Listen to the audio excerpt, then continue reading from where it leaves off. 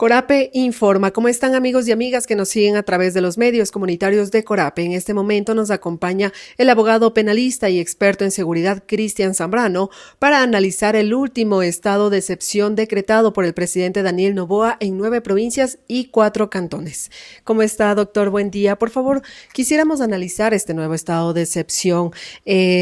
Quisiéramos conocer qué es lo que permite dentro de estas 9 provincias y 4 cantones para los ciudadanos que pertenecen a estas zonas. ¿Qué es lo que permite y no permite este estado de excepción? Muy buenos días, muchas gracias por la oportunidad. Pues efectivamente este nuevo decreto de estado de excepción permite, entre líneas, superar o ampliar las estrategias que está desarrollando actualmente el gobierno en miras de tratar de contener este tema de violencia. Si bien es cierto que acabamos de superar un toque de queda en algunas provincias donde había una situación crítica sobre el tema de seguridad, pero y a pesar de ello, o sea, que hubieron más de 1000 personas aprehendidas por diversas circunstancias, y a pesar de que también se iniciaron los respectivos procesos judiciales, pues en muchos casos vemos que la violencia aparentemente está contenida. El gobierno anuncia que se ha contenido un porcentaje del 21%, pero obviamente nuestra percepción en la calle puede ser diferente. Y bueno, esto de aquí, este nuevo estado de excepción aparece como un repunte para fortalecer este tema de seguridad. Sin perjuicio de ello, también en las motivaciones se advierte que un poco es también para contener el tema de la protesta social que está surgiendo. Entonces, eso un poco también llama la atención, pone las alertas a buen nivel, en el sentido de que efectivamente hay un descontento popular y bueno, pues ese descontento popular tampoco puede ser reprimido a través de estas medidas. Y sobre todo porque en los derechos que se limitan en este estado de excepción tenemos el derecho de reunión.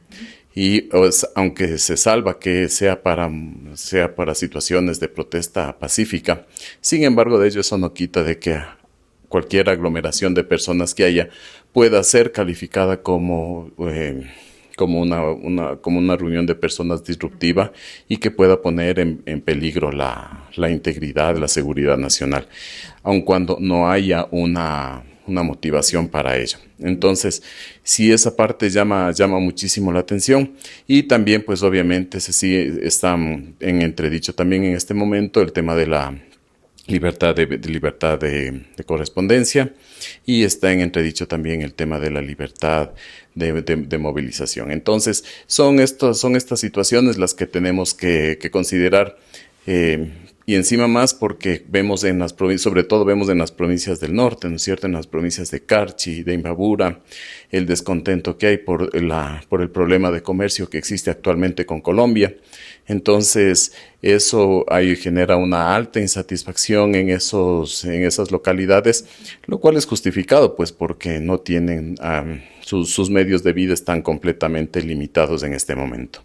Entonces, el tema de seguridad puede ser un tema que sí, que está permanente, que debe seguirse atendiendo, pero tampoco puede irse en detrimento de estas otras situaciones. Y yo lo que creo personalmente es que los estados de excepción no deben mirar única y exclusivamente la parte de seguridad, la parte de aprender personas y procesarlas judicialmente, sino que tiene que ampliarse y en cada intervención tiene que haber también una intervención que apunte a mejorar la parte estructural de cada lugar donde se interviene. Y eso no para trabajar de inmediato, sino para trabajar en el mediano y en el largo plazo. Justamente sobre la parte estructural, doctor, dentro de este decreto, el presidente coloca que los grupos de delincuencia común han evolucionado sus formas, de operar, ¿no?, dentro de estas provincias, que incluso también como parte de la justificación señala que aún no hay una neutralización de los grupos criminales. ¿Este estado de excepción es una estrategia efectiva para poder, neutralizar, aunque sea en su mayoría, a la presencia de las bandas criminales? Como lo dije la vez pasada y pasado el tiempo, seguimos apreciando de que no es así, no resulta efectivo. Es una medida que, como digo, permite privilegiar ciertos mecanismos de actuación rápida que por una vía ordinaria sería mucho más difícil tener una rapidez, una fluidez, pero ello no ha contenido el tema de inseguridad que vive el país. La delincuencia organizada se mueve de diferentes formas, tiene esa capacidad de mutar muchísimo más rápido de lo que mutan los mecanismos de seguridad del Estado.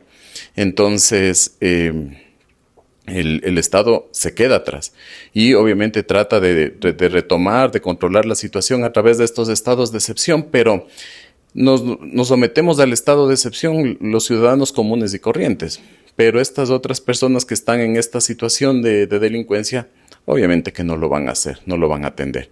Y otra parte de su pregunta que me parece a mí fundamental es que ciertamente se aprecia que hay un rebrote también de la delincuencia menor, por así decirlo, la que no está en estos parámetros de delincuencia organizada.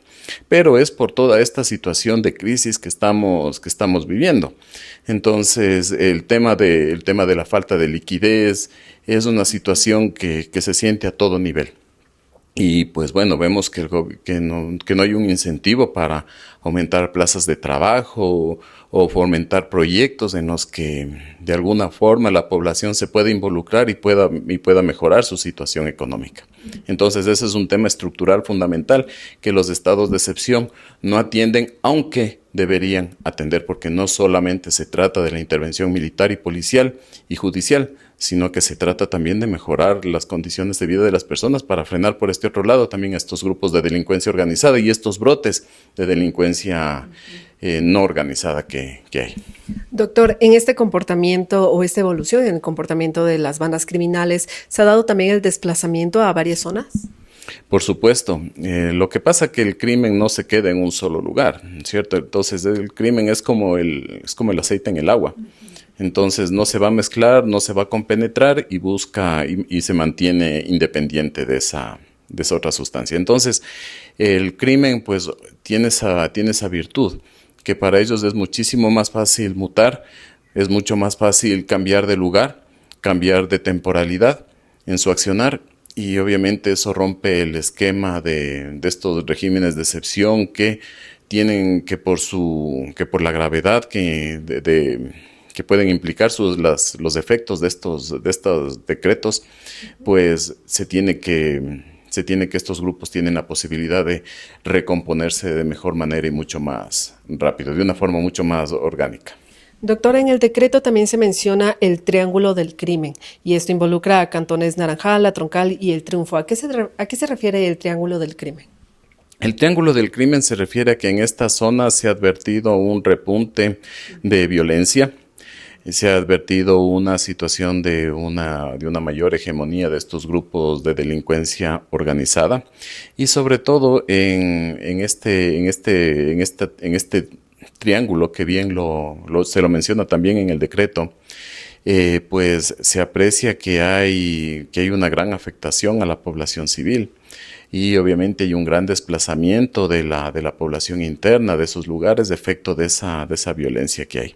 Entonces los grupos se están reorganizando de una forma muy fuerte, particularmente en ese lugar, y creo que es por la situación también de minería ilegal que hay en esos lugares. Entonces no se puede desatender el hecho de que más lucrativo que la droga para estos grupos de delincuencia organizada es el tráfico del oro.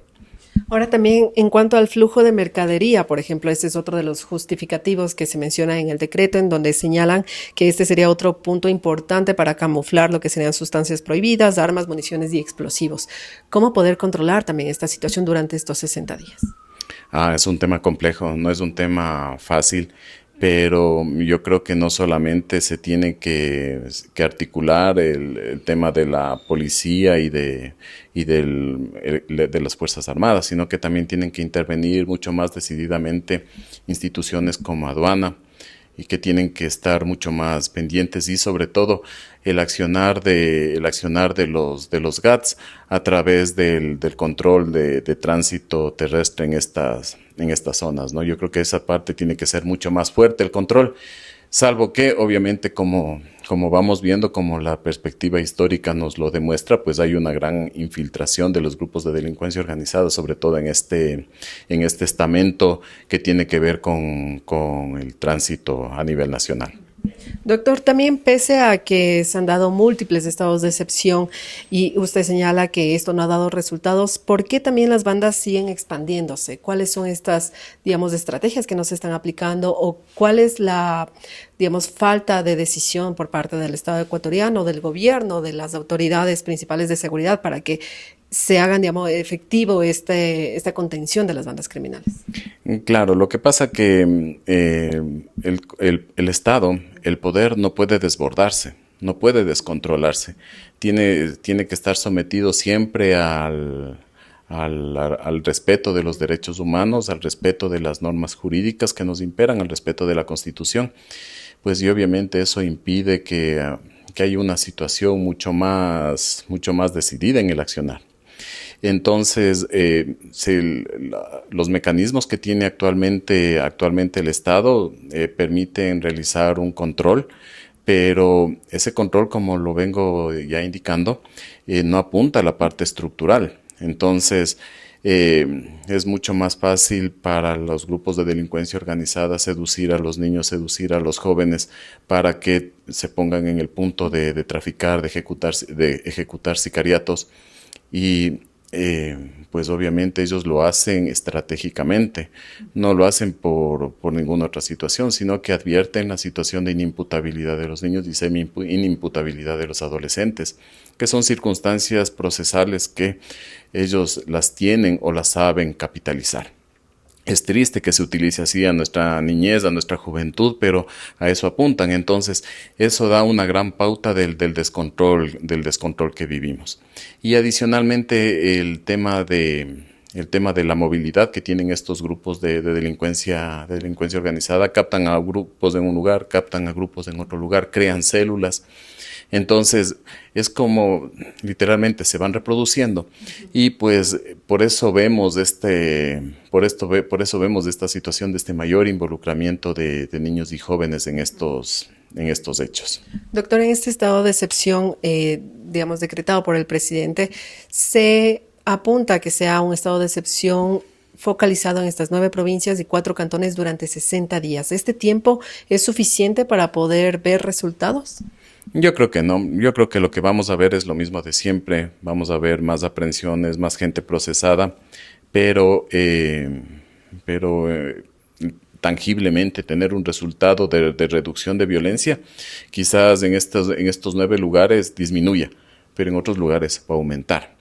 Entonces tenemos que ver, es lo que sucedió con el oro, por ejemplo. Nos centramos en otros lugares, pero en el oro hubo un repunte, sobre todo con el tema del uso de explosivos.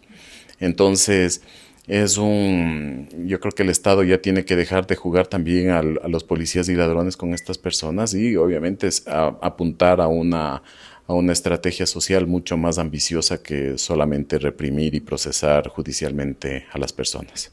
Perfecto, doctor. Muchísimas gracias. Agradecemos al abogado penalista y también experto en seguridad, Cristian Zambrano, quien nos acaba de dar detalles acerca de lo que sería este nuevo estado de excepción decretado por el presidente Daniel Noboa, aplicado en 9 provincias del país y 4 cantones. Y también escuchábamos cuáles son estas razones y los motivos y también cuáles son las expectativas de este nuevo estado de excepción que será aplicado durante 60 días. Con esta información nosotros estaremos pendientes para traerles más novedades sobre este tema.